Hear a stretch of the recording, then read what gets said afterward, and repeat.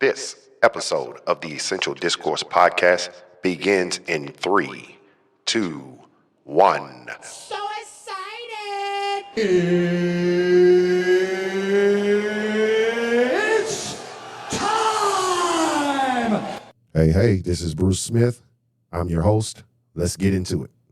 Today we're talking about a subject that not too many of us really have meaningful conversations about. And the topic for today's episode is the grief associated with grieving. And I know you're saying, that's an odd subject to talk about. Let me preference getting into this conversation with everything that I talk about on my podcast is a direct reflection of the experiences that I've had. And this is no different. What is this particular type of grief that we're talking about? Well, grief, from the standpoint of the dictionary translation, is deep sorrow, especially that caused by someone's death. Now, I want you to go down to that informal version, and it says trouble or annoyance. Trouble or annoyance. And that is where I have been over the last couple of weeks, nearly a month. I've just been ignored. I've been annoyed to the point of being frustrated, and it leads to anger. And it's all avoidable. These emotions that I've experienced, that I am still currently dealing with, they could have been avoided. They could have been avoided if my loved one had lived their lives in a responsible manner. What do I mean by that? Well, if you had paid your bills, if you had made any kind of plans for your transition, if you had taken the opportunity to ensure that you had life insurance, if you had taken the opportunity to ensure that you delivered final instructions to your next of kin, the person who was going to be responsible for handling your business in your absence, all this stuff could have been avoided. And I know that I am not the only person in America, in the world, to have experienced this type of grief, this annoyance, this frustration, this anger.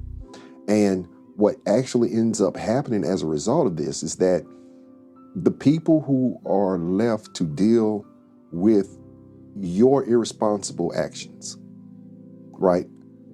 They don't get to properly grieve you. They don't get an opportunity to, reflect on the memories that you had together. They don't get an opportunity to put into perspective that this person that I love, this person that had an impact on my life, this person whom I could call and talk to and share funny jokes with, funny text messages, memes and gifts and all this other stuff. Talk about sports and ride each other and have these little banner conversations with, or even physically embrace, is no longer here. And I don't get to properly put that into its right context and into its right place because I'm dealing with the grief of taking care of your responsibilities that you could not because you would not take care of yourself. This is the grief associated with grieving that I'm talking about right now.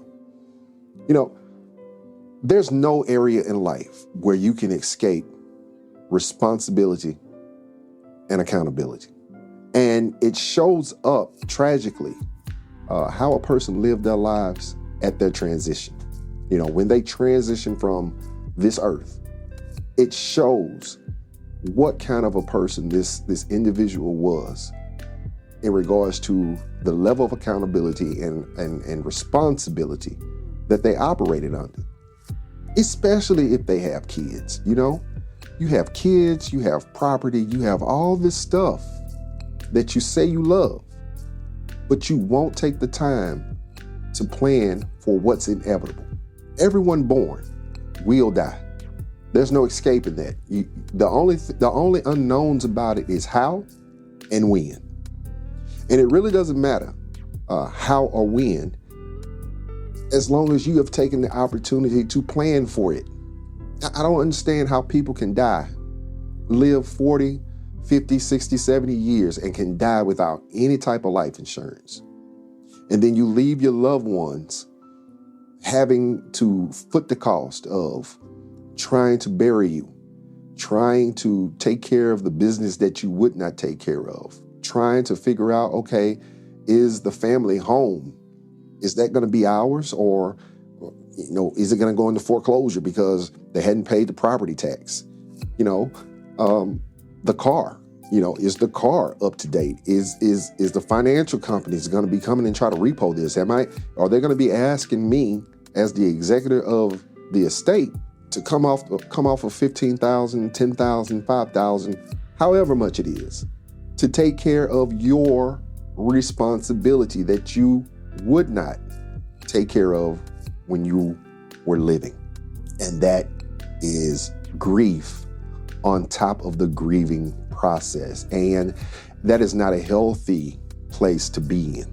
I'm telling you from experience, that is not a healthy place to be in physically or mentally or spiritually. It is not a good place to be in. And as people who are walking this earth right now, we owe it to the people we say we love to do better. Okay, I don't have any health insurance. Health insurance is too high. Got it. I understand that. But there's no reason for you not to have life insurance. There's no reason for you not to have burial insurance. There's no reason for you not to have a will completed and filed. There's no reason for that to even be a possibility.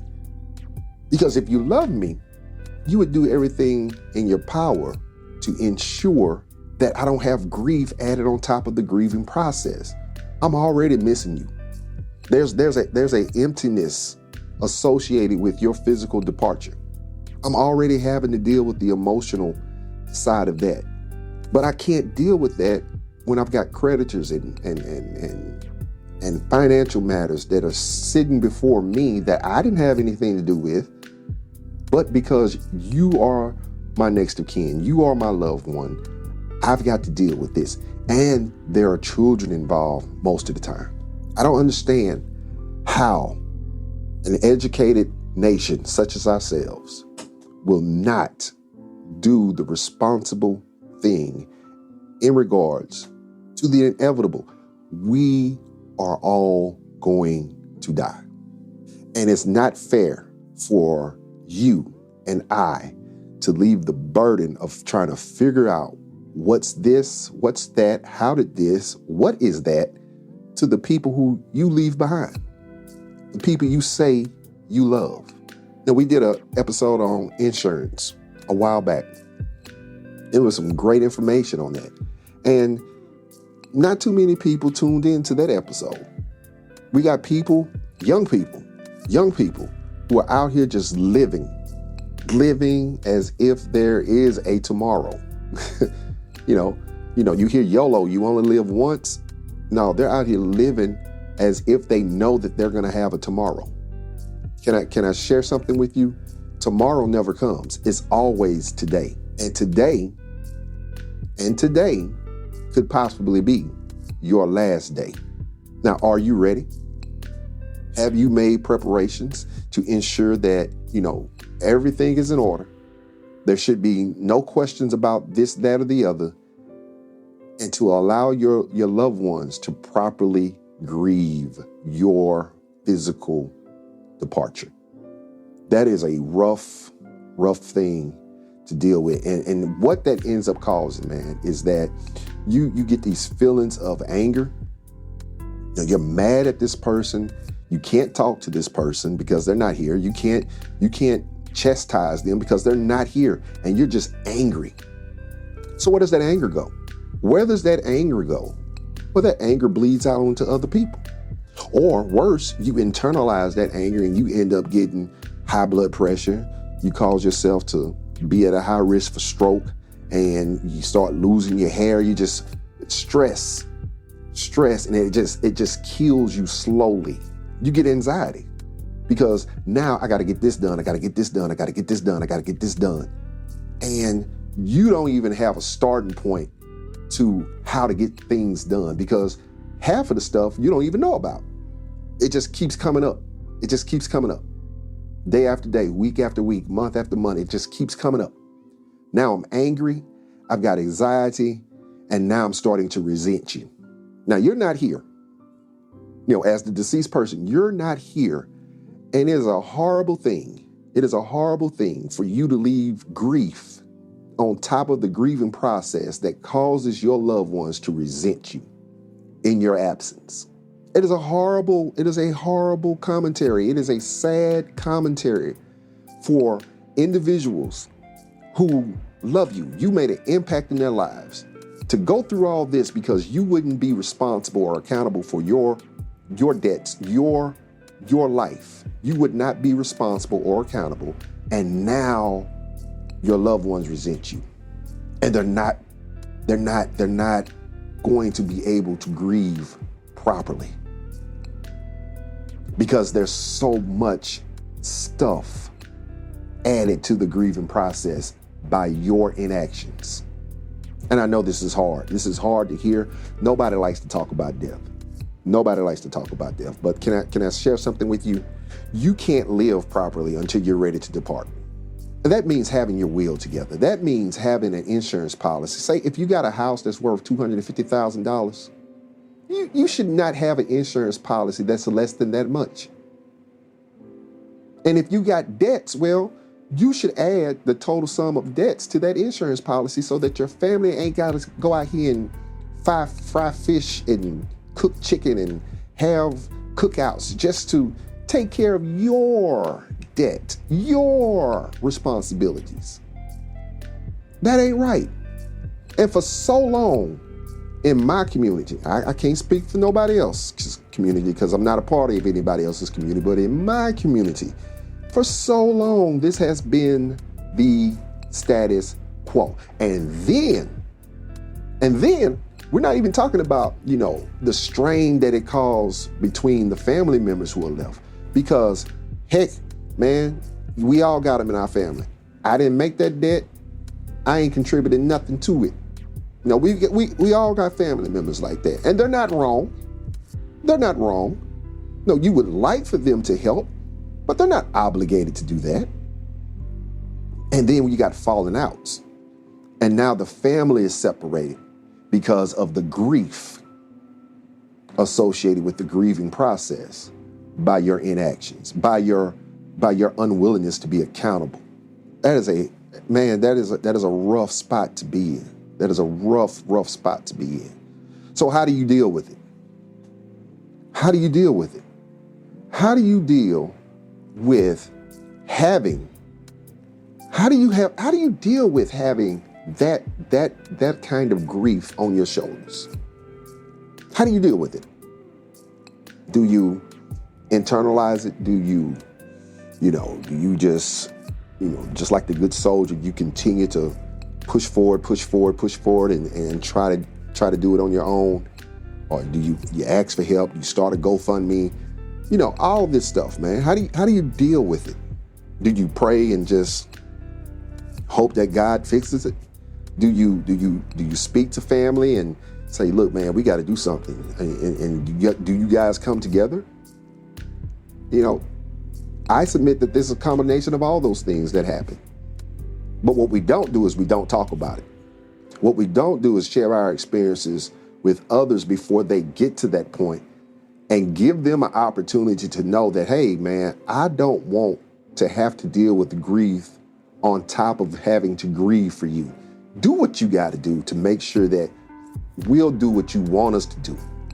You understand? I shouldn't have to, come out of to adjust my budget to try to keep something that's tangible to remember you by. I shouldn't have to come out of my budget. I shouldn't have to take on a financial debt so I can have something that was tangibly yours so that I can remember you by. I shouldn't have to do that. You should have already made preparations to cover all of that prior to your departure. And let's face it, man, the younger you are, the cheaper the insurance is. So that's no excuse. Okay, if you're sick and you've got pre-existing conditions, well, there's something called the Affordable Care Act that a lot of people qualify for, but don't even take the initiative to see what's available. And you just live your life as if there are no consequences, there are no repercussions, there's no one who's going to be affected by you being irresponsible. And that's sad. That is sad. That is not only sad, it's selfish. Let's call it what it is. It's selfish. It's selfish for you to just live as if, you've got the eternity. You've got until the earth ceases to be on this place, and that what you do only affects you. That's not true. That's not true, and you know that not to be true. Yet and still, you refuse to be accountable, to be responsible, to lessen the burden on your family members. And then, you have some people who go to the church, this, that, and the other. Bobby Joe, he didn't have no life insurance. Bobby Joe didn't have no burial insurance. We don't even know how long this is going to happen, and this, how we going to do this. The same church that many of us ridicule and say all kind of nasty things about is where we end up going to try to lessen this grief that's left upon us, when all that could have been avoided had the individual just been, what? Say it with me, responsible and accountable. Listen, guys, I'm not telling you something that I don't know. I've experienced this, and it is enough to make you just want to scream and holler. But what I found out is that, internalizing this stuff, it's not good for you. It makes you sick. It makes you at high risk for health conditions. And I understand why we don't want to talk about this stuff. I understand why we don't want to have these conversations public, because it puts the deceased in a bad light. It puts them in a bad light. It somehow, some way, we believe that this tarnishes their reputation. That's pretty much what it is. We don't want to speak ill of a person who's not here to defend themselves. Well, they had a whole lifetime to keep us from having those conversations. And this is something that has been going on since I've been alive. I've been alive since the 70s. I ain't gonna tell y'all 70 what, but I've been alive since the 70s, and I've seen this happen over and over and over and over again. And people will say, hey, if you need me, call me. Because after they put your body into that ground, the phone stops ringing. The phone stops ringing. The text messages stop coming. The only people calling you are those creditors. The only people calling you are the people who want their money, and the people who are trying to take what this person, lived to build away from those who are supposed to have this inheritance. And let's just face it, many of us don't have access resources at our disposal, at our fingertips. We don't have it. They didn't have it before they transitioned. So why wouldn't you? Why wouldn't you, as a sound mind, intelligent individual, go ahead and prepare for the inevitability of death? I just don't understand. Why wouldn't you? Why wouldn't you prepare for the inevitability of death? Because it's coming. It will show up.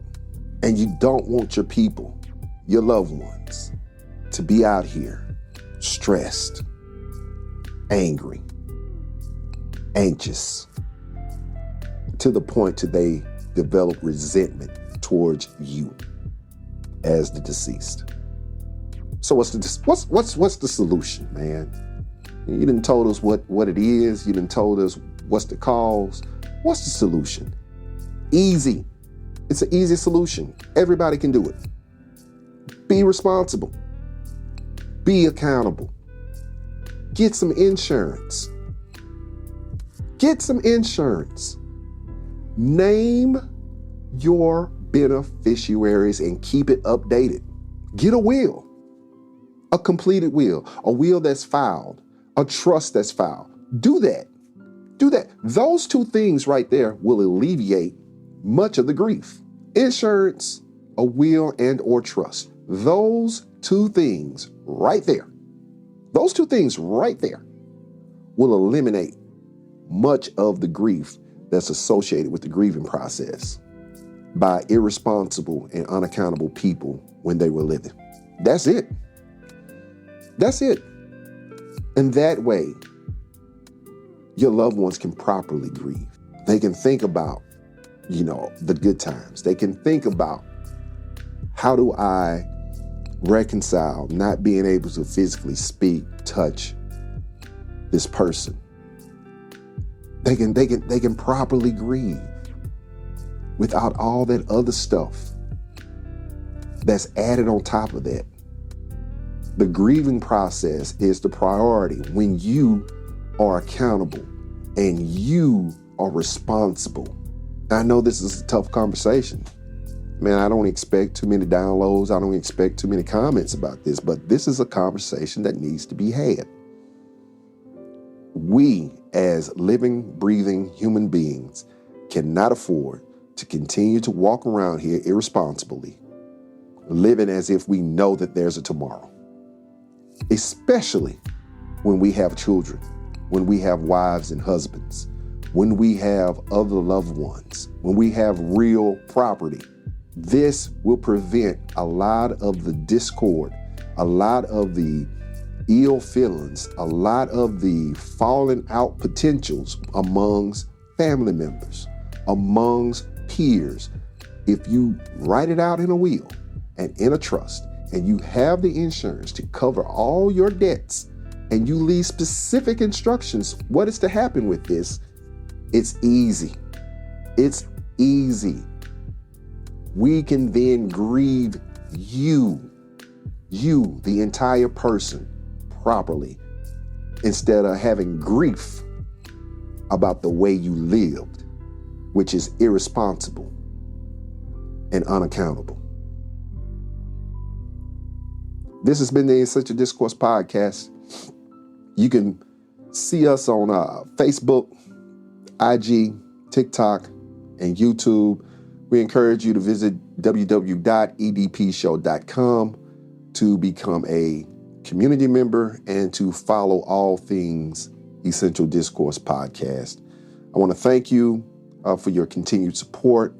Hopefully, this was enlightening. This was confrontational. This was inspiring to those of us who have heard this. Hopefully, those of us who have gone through this type of ordeal, you know that you're not alone. And hopefully, we will be bold enough and courageous enough to have these conversations with our family members, with those who we love. And if we have not gotten our wheels together and we had not made sure that the insurance is adequate and that we have the proper beneficiaries on these policies identified, hopefully we've been inspired to do those things today. Again, I'm Bruce Smith. I thank you for listening to the Essential Discourse Podcast. Man, I love you. God loves you more. Have a great day. This concludes this episode of Essential Discourse with Bruce Smith. We hope that your perspective has been elevated, that you have been edified, equipped, and encouraged as a result of listening today. If you found value in this episode, please recommend this podcast to your friends, families, associates, and colleagues. You can accomplish this by linking the podcast or podcast episode to your personal social media page. Your feedback and questions are welcomed. Please utilize the Facebook business page, Essential Discourse with Bruce Smith, or the Facebook group page, Essential Discourse Podcast Community, to provide your feedback. Additionally, Please feel free to leave a review on Apple Podcasts, Spotify, or on your favorite podcast streaming app. For additional information about the podcast, the host, guests, and more, please visit www.edpshow.com. Until next time, remember, it's okay to extend yourself a measure of grace. We learn to grow. We grow to mature. We mature to be perfected. Thanks again for listening to Essential Discourse with Bruce Smith.